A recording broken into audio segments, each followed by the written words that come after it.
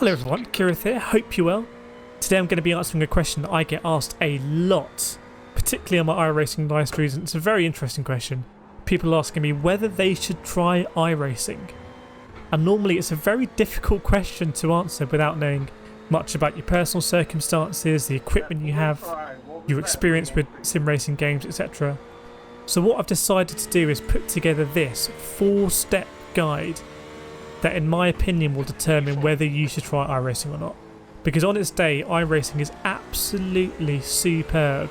Being in a team, doing a 6-hour, 12-hour, 24-hour race with your mates, and navigating the chaos, trying to get the most out of the car, the tyre wear, the fuel, absolutely superb. But also, iRacing can be so incredibly frustrating. Especially when you're starting out, it really does take no prisoners. So if you're not set up for iRacing, you're not going to have a good experience. But if you're ready to go and you haven't tried it yet, you may just experience some of the best racing you can get on a PC or a console anywhere, even matching, in my experience, what you get in the real world, to be honest.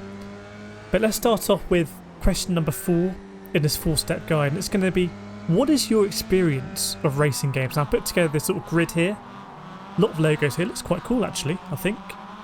And if you're wondering what this means, let me try and explain it to you now. So, in my opinion, there is no point you trying iRacing if you have not got comfortable with the games in the middle row of this grid.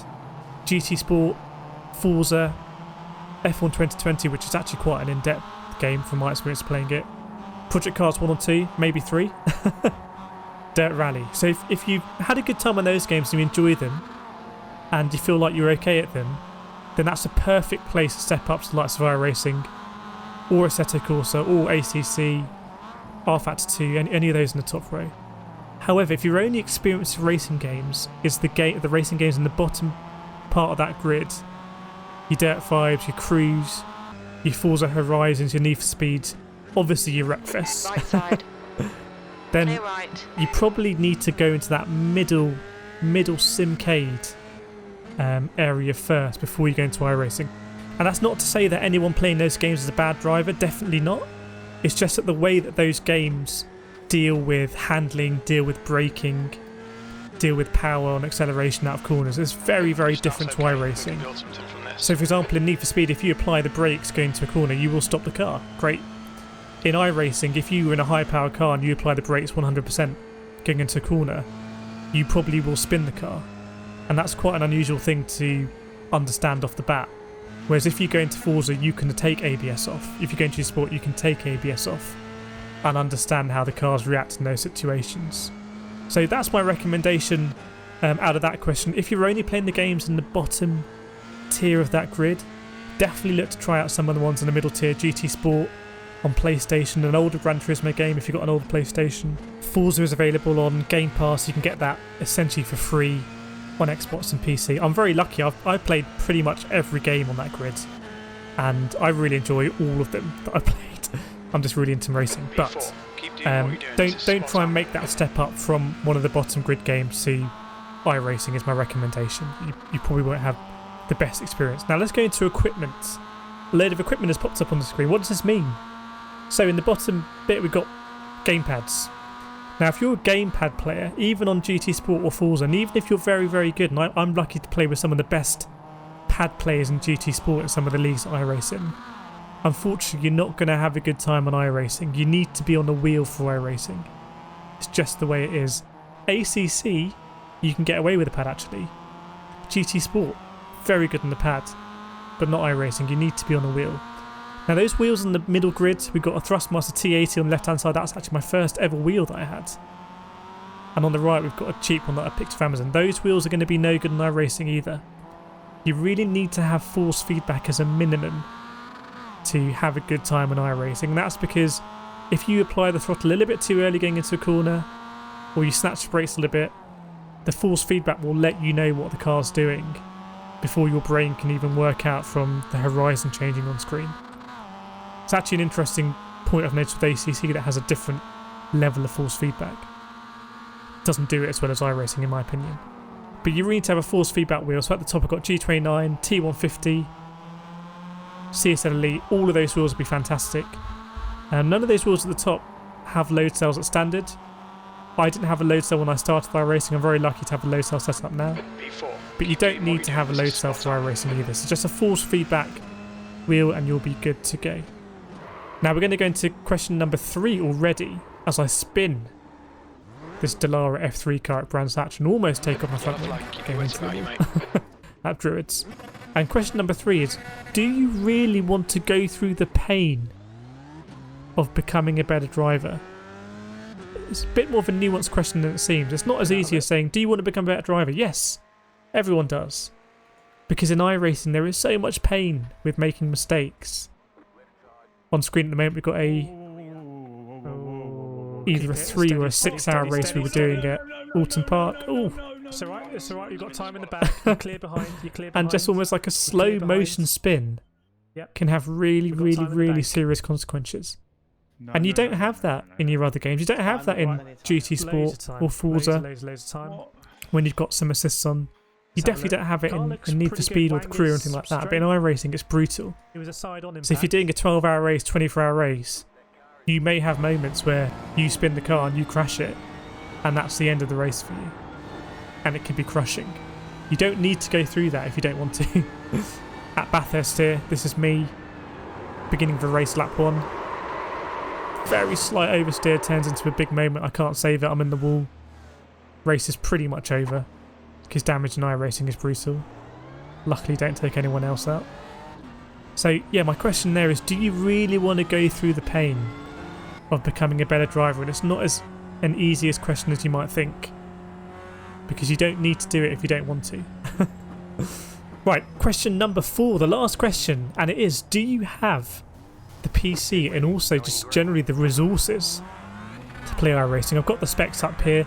To be honest, you don't need mental specs to run iRacing. 16 gigabytes is a little bit unusual.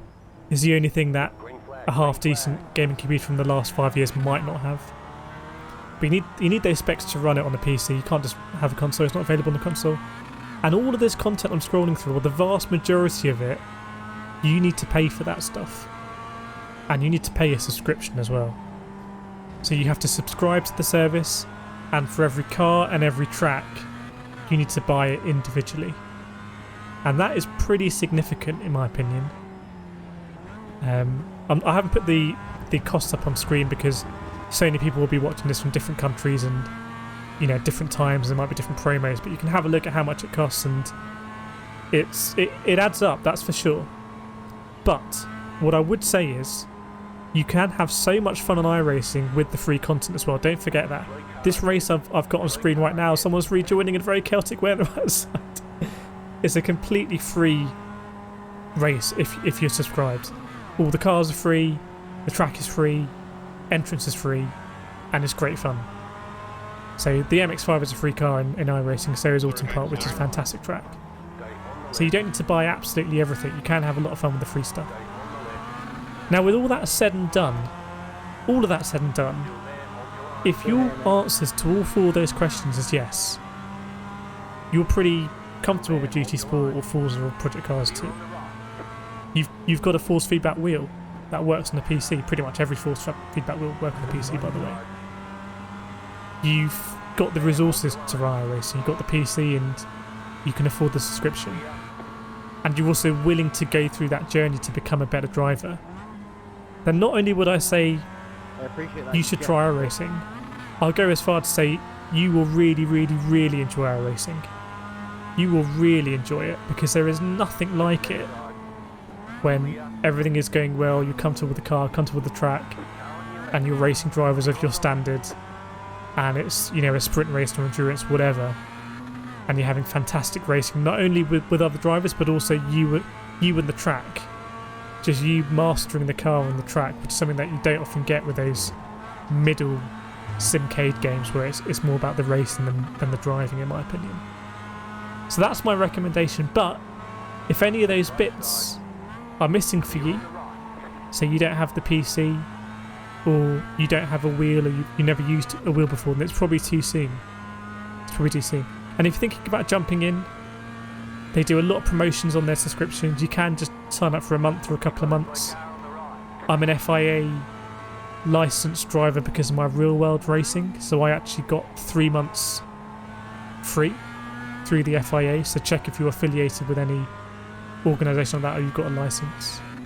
But yeah, that's my introduction to whether you should try iRacing. What we'll do in the future, we'll do a video of going more in depth about iRacing and what it's actually like to drive. I was going to say play, but it's definitely more of a sim than a playing game. It's not really a game at all. And we'll go more in depth there. I'm very lucky to be racing in a team in iRacing with basically Roy Alexander. We're getting a lot of podiums. We've done 24-hour races, done 12-hour races, done 6-hour races, done sprints. Driven about 10 different cars already. Last season I raced in the Motorsport UK F3 Championship. That was about 15 rounds around the world. So I'm very lucky to have good racing in iRacing, and I do want to recommend it if it's right for you. So when on stream, maybe if I don't give a clear answer, this is why, because there is so much going on. And if you do want to know more about iRacing or GT Sport or any other sim, do feel free to join the Discord. Got some of it on screen now just in case you don't know what the Discord looks like, but there's about 250 people all talking sim racing, all having a good time. It'd be great to have you in there if you've got any more questions. But otherwise, hope you enjoyed this video. Do let me know in the comments your thoughts. Do let me know if you're thinking about trying it out and you've got any more questions. I'll do my best to answer them. But otherwise, thank you so much for joining, and I will see you next time.